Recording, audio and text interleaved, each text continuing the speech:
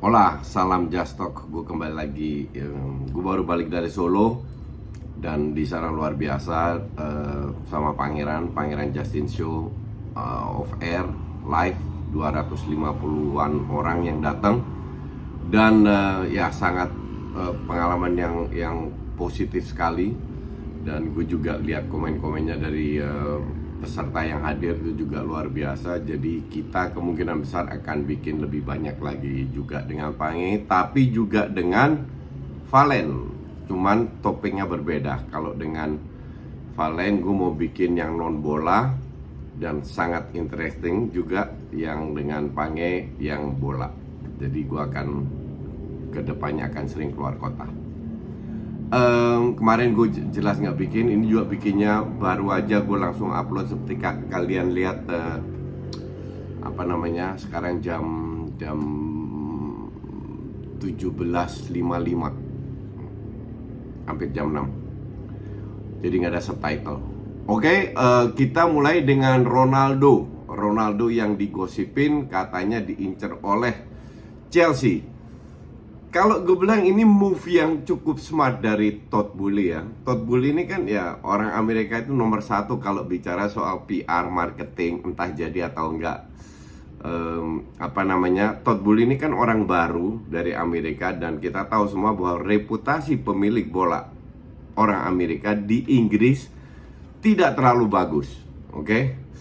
Nah, Todd Boehly ini datang, banyak orang juga nggak tahu dia siapa, bahwa dia memiliki klub olahraga Amerika ini itu di Eropa nggak ada yang peduli. Oke, cuman mereka pengen tahu aja seperti apa Todd Boehly. Nah, gue rasa salah satu PR yang dia lakukan, which is very good, kalau gue bilang very smart, adalah mengekspos di media bahwa dia pengen Ronaldonya MU ke Chelsea. Apakah possible atau enggak? Sudah bicara ketemu dengan Jorge Mendes. Kalau gue bilang ini cuma bluffing ya. Ini bluffing, ini PR yang luar biasa menunjukkan bahwa gue Todd Boehly, gue pemilik Chelsea, gue punya duit dan kalian harus perhitungkan gue nggak macam-macam. Kasarnya begitulah. Maka dari itu bluffing pertama yang dilakukan adalah mencoba mendatangkan Ronaldo. Sementara pihak MU ya cukup kesel atau marah lah bahkan karena jelas-jelas Ronaldo itu bagian dari sport project-nya MU di era baru ke depannya. Nggak bisa tanpa Ronaldo. Karena MU juga sadar kalau seandainya mereka jual Ronaldo, emang berapa puluh juta sih? Nggak mungkin 100 juta kan. Nah, terus penggantinya siapa? Nggak banyak pilihan juga gitu loh. Maka dari itu ya paling Lewandowski. Lewi udah jelas-jelas dibilang dia mau ke Barca, dan kalau gue bilang seperti yang gue menjual Frenkie de Jong, ini hampir deal. Oke. Nah, jadi tujuannya dari Todd Boehly ini berhasil. PR step pertama, bluffingnya berhasil untuk menunjukkan gue Todd Boehly. Tapi gue bilang dia nggak pergi. Ronaldo nggak akan ke Chelsea. Oke?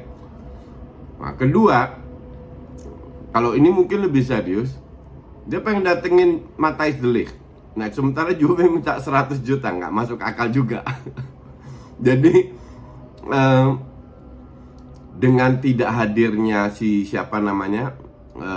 tidak adanya Rudiger, mereka butuh seorang center back baru. Jadi yang diincar pertama Ake, gosip, habis itu hilang. Sekarang De Ligt. Untuk gue De Ligt sih masuk akal. De Ligt masuk akal karena memang De Ligt muda, main di Juve, berkembang terus. Untuk kedepannya sangat pembelian yang cocok dengan Chelsea lah. Cuma apakah Todd Boehly ini mau bayar 100 juta atau 8 juta? I don't think so. Jadi feeling gue Matthijs de Ligt pun tidak datang. Oke? Kecuali dia bisa nego sampai harga murah lah, baru mungkin bisa datang. Nah, terus kita ke Arsenal. Akhirnya Arsenal deal dapat Gapsus dengan nilai sekitar 50 jutaan lah. Apakah ini mahal? Mahal-mahal enggak, karena striker memang susah, dan Gapsus ini termasuk masih muda, sudah biasa di Liga Inggris, dan dia juga enggak jelek-jelek amat di City, cuman standarnya Pep kan emang tinggi. Nah, gue rasa sangat penting untuk membeli Gapsus, bahkan kalau perlu satu lagi lah, karena Nketiah gue nggak percaya sama sekali. Seperti Paul Merson itu mantan pemain Arsenal juga bilang, baru aja gue baca, dia bilang kalau seandainya si siapa namanya, bukan Nketiah main di Fulham, dia nggak bakal jadi starter. Kalau Nketiah main di Everton, sama sekali nggak. Bahkan dia bilang mereka udah punya Calvert-Lewin dan Richarlison, bahkan dengan dua pemain itu Everton hampir degradasi. Jadi dia benar-benar mendorong Arsenal untuk beli dua striker. Nah, Gapsus udah praktis masuk, hanya tinggal deal dengan pemainnya sendiri. Dengan City udah hampir deal 50 juta. Nah, sekarang Rafinha nih. Rafinha masih hot item karena kemungkinan besar tidak ke Barcelona. Listen, kalau lu tanya apakah Rafinha datang, gua sebagai fans Arsenal akan bilang, apa nggak ada opsi lain? Kalau nggak ada opsi lain, ya udah beli aja Rafinha. I don't care, bukan duit gue, ngerti nggak? Bukan duit gue, bukan duit lu juga. Dan gue tahu Kroenke ini pelitnya minta ampun. Kalau ya udah bodo amat lah, belilah. Yang penting lu keluar duit, jangan pelit-pelit. Kasarnya begitulah. Gue gak pernah bilang Rafinha jelek, tapi untuk gue 50 juta kemahalan, oke? Nah, sekarang kita pilihan daripada PP, ya mending Rafinha. Dan di kiri kan bisa Bukayo Saka bisa main dari kiri, ada Martinelli. At least si Arteta ini punya lebih banyak opsi di sayap, which is very penting dengan 4-2-3-1-nya Arteta, pemain-pemain sayap ini. Jadi untuk gue dengan Rafinha, Gapsus, harusnya Arsenal bisa lebih bagus mainnya kalau tidak banyak yang cedera. Karena Marquinhos, Gapsus, Vieira, Rafinha, kalau gue bilang is not enough. Tetap butuh satu pemain belakang, winger kiri untuk pelapisnya, sama kalau gue bilang satu center back lagi. Ya, oke, Saliba kembali, itu bisa menjadi opsi. Oke, satu pemain tengah lah.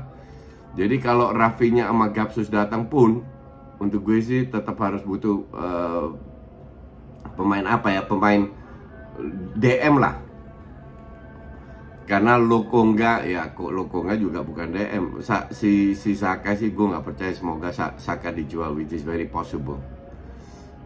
Oke, dan tadi Paul Merson juga bilang, gue nggak habis pikir kenapa Nketiah gajinya 200.000 seminggu. 23 ini yang dari selera pemain ini kan kelihatan si Arteta ini smart atau enggak. Kita lihat, gue dan Paul Merson nggak percaya dengan Nketiah, udah sesimpel itu.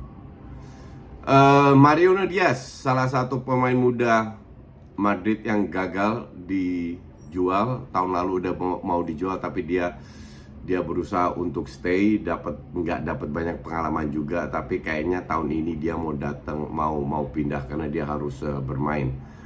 Brahim Diaz, Mariano Diaz, terus kemarin ada satu lagi, gue nggak begitu familiar dengan namanya, pemain muda juga, jarang main, dijual juga.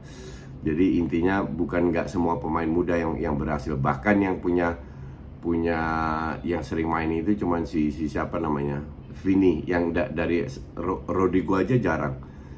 Yang pemain muda yang dulu dibeli ya. Kalau Kamavinga kan sama si Tchouaméni itu kan baru dibeli. Jadi kita nggak tahu mereka seperti apa. Valverde oke lah. Valverde cukup berhasil kalau gue bilang. Frenkie de Jong, tambah lama tambah hot gosipnya. Hari ini katanya akan deal. Dan seperti yang gue bilang sebelum-sebelumnya, dia itu akan pergi. Untuk semua pihak lebih baik dia pergi. Salah satu karena gajinya musim ini 19 juta, which is terlalu tinggi. Itu sudah ada di kontraknya Frenkie de Jong. Maka dari itu, ya udahlah, kalau nggak dapat 85, ini kan masalah negosiasi doang. Masalah alot-alot. MU tahu Barca nggak punya duit. Tapi TV rights-nya udah dijual 25 tahun, 10% ternyata bukan 25% dari TV rights yang dijual. Barca dapat 230 juta. Jadi bisa napas lagi. Dan masih ada satu proyek lagi, lupa gue. Ada proyek lagi yang akan dijual dan menghasilkan duit lagi. Oh ya, merchandising. Barca licensing and merchandising menghasilkan duit lagi. Belum beberapa pemain kayak Umtiti dan Ricky Puig. Tapi intinya kalau gue bilang Frenkie de Jong akan dijual, hanya butuh waktu lagi. Gapsus ke Arsenal, Rafinha feeling gue juga akan ke Arsenal. Tinggal kita lihat nextnya dari si MU ini siapa yang diincar lagi dan siapa yang akan datang. Karena kita tahu semua bahwa MU butuh minimal 4, kalau bisa 6, gue bilang ya. Kita lihat, kalau bilang seandainya ini deal pasti akan beruntun. Minamino pindah ke Monaco. Akhirnya setelah 2,5 tahun dia pindah. Kalau dari sisi prestasi ya jelas flop, kalian tahu. Tapi dia dibeli dengan 7 juta, dijual dengan 15 juta. Oke lah, not bad. Ini sepertinya Marquinhos yang baru dibeli oleh Arsenal. Gue bilang kalau dia gagal pun ya dijual 10 juta masa nggak laku. Atau 7 juta itu udah 2 kali lipat. Cuman intinya adalah jangan terlalu berharap terhadap Marquinhos ini. Cuman 3 juta is worth it untuk di gambling lah. Terus Minamino Bale ke Amerika. Akhirnya sebenarnya gue pikir dia itu akan ke Cardiff. Ternyata dia ke LAFC ya, LA Galaxy ya, I don't know, ke LA lah intinya. Which is good untuk dia. Udah hampir habis juga ya. Tapi ke LA untuk cari pengalaman, ya that's good. Hakim Ziyech digosipin akan pindah ke AC Milan. Kita tahu bahwa AC Milan kena PHP beberapa kali. Dan apakah sekarang kena PHP lagi, nggak tahu. Karena Hakim Ziyech nggak cocok dengan Tuchel kayaknya. Jadi gue nggak tahu apakah AC Milan bisa bayar atau mungkin ada klub-klub lain yang menginginkan Hakim Ziyech. Kita lihat lagi apakah benar atau tidak. Oke? Itu aja dulu sementara. Thanks for watching.